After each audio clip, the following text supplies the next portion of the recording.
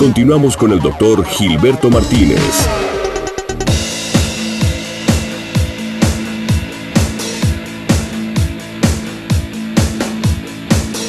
De la mañana con 36 minutos. Les recuerdo que está en el 91.5 de FM, zona 3. Aquí, ¿en dónde? Pues en la zona de la salud, donde todos los días usted tiene una cita con importantes especialistas en distintas áreas de la medicina, de la salud física, emocional, sexual y espiritual. El día de hoy platicando con el doctor Netzahualcóyotl Valero, médico internista, cardiólogo y especialista en adicciones, y nos decía que el término adicción no solamente tiene que ver con un vicio, sino que puede ser difícil de definir en la conversación diaria. O sea, es una adicción, quítatela, sino que es una enfermedad. El adicto es una persona enferma y se puede describir como una dependencia a una sustancia, a una conducta que afecta física y psicológica el bienestar emocional. Una adicción suele traer ansiedad y los síntomas de abstinencia. Si el hábito o esta dependencia, porque ya no es hábito, ya es una dependencia, es inaccesible, la gravedad de esta se extiende también a su entorno más cercano, ya sea familiares, amigos, colegas y su ambiente de trabajo. Aprovecho para leer, tenemos un mensaje del doctor Leonel Partida, dice saludos al doctor Valero. Muchas gracias, doctor Partida. Gracias, doctor Partida. Bien, doctor, entonces el proceso de desintoxicación o el tratamiento de las adicciones tiene que ser también de una manera integral y de una manera compleja. ¿Es así? Así es, definitivamente. Es cosa curiosa, pero el problema del paciente no es nomás personal, es en todo el entorno familiar y en todo el entorno de trabajo. Lamentablemente, las personas que viven cerca del paciente que tiene la personalidad adictiva, o sea, la enfermedad, porque es una enfermedad, se cataloga como un vicio, ellos también se dañan y ellos empiezan a tener un problema o adquirir una enfermedad que se llama codependencia. No es dependencia, es codependencia. ¿Qué quiere decir? Que si emocionalmente, o sea, psicológicamente, físicamente y incluso en relación a todo el contorno de la familia, ya todo el problema se enfoca en el paciente. Entonces, las personas que quieren a esa persona enferma, llámense los padres, llámense la pareja y los hijos, son los que sufren y agarran la enfermedad de la codependencia. ¿Por qué? Porque ellos piensan que está en ellos ayudar a esa persona, ¿sí? Entonces empiezan a tener problemas psicológicos, incluso hasta psiquiátricos, más grave que el mismo paciente, y emocionales, problemas económicos secundarios a pérdidas, porque es un paciente desgastante, es un paciente que consume muchos gastos en relación a que se va, compra drogas, después roba, ¿sí? Después caen problemas legales, hay que sacarlo, daños físicos que lleva al hospital, ¿sí? Abandona los estudios, abandona su trabajo, entonces se viene una pendiente económica tremenda. Y aparte de ese daño psicológico, que es la codependencia, daños económicos y como consiguiente separaciones, frustraciones. Entonces este manejo a un paciente adicto tiene que ser integral. Integral quiere decir tratamiento a él, tratamiento a la familia, tratamiento a los seres queridos. Incluso es importante que ojalá se pudiera, pero a veces si comentamos en un trabajo que un paciente tiene un problema, pues en vez de ayudarlo lo despiden, ¿sí? Pero si es una persona valiosa, pues lo ideal sería que los jefes y el personal de alrededor estuvieran conscientes del problema que tiene para ayudarlo, ¿sí? Incluso ya muchos países están haciendo eso.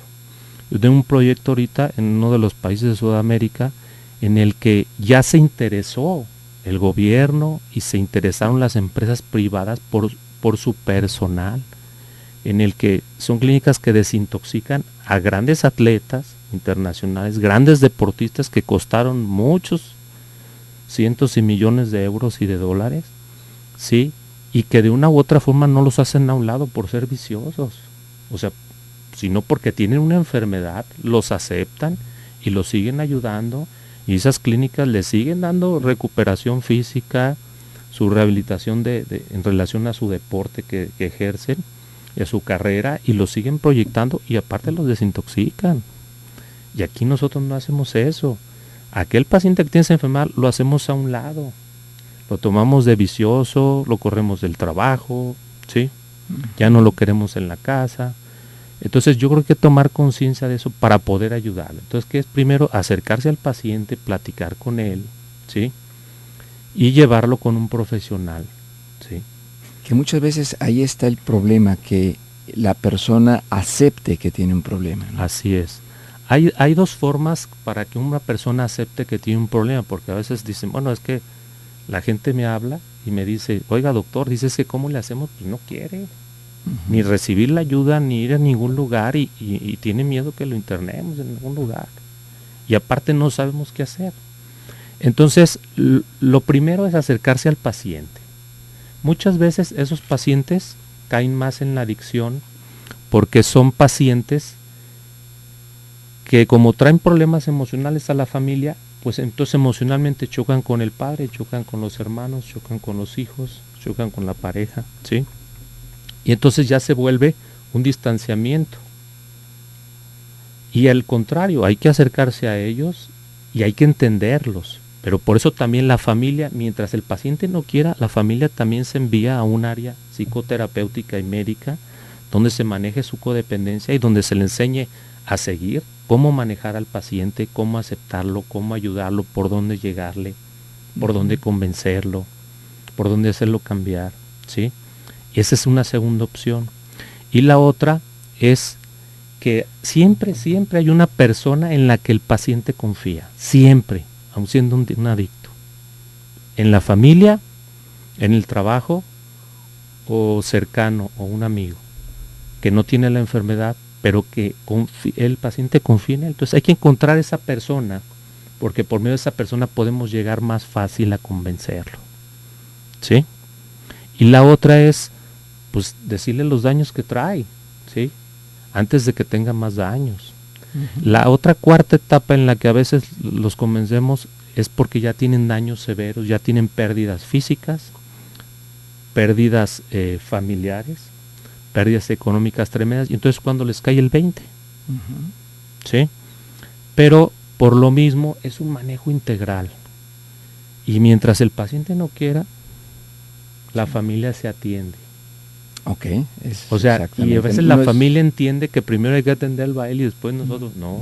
Es el ambiente, es una familia. Así es. Es un ambiente en el cual están inmersos todos. Así es. Y uno de los miembros es el que está, es el disparando. El paciente identificado, el miembro sintomático, que está reflejando el síntoma de un ambiente relacional. Así es, y ver los antecedentes familiares, los antecedentes al nacimiento del paciente. Muchas veces son pacientes que nacen con problemas durante el embarazo de su madre, tuvieron problemas ese fetito, y que a última hora tiene consecuencias neurológicas, o que es un paciente que nació con un proceso irritativo por falta de oxigenación, porque se extendió el tiempo de embarazo, porque hubo circular de cordón, porque hubo hubo ictericia, se pusieron amarillitos, hubo algún problema en ese lapso que después se empieza a manifestar como un proceso irritativo, y si ese proceso irritativo es en la zona frontal del cerebro o en las zonas temporales,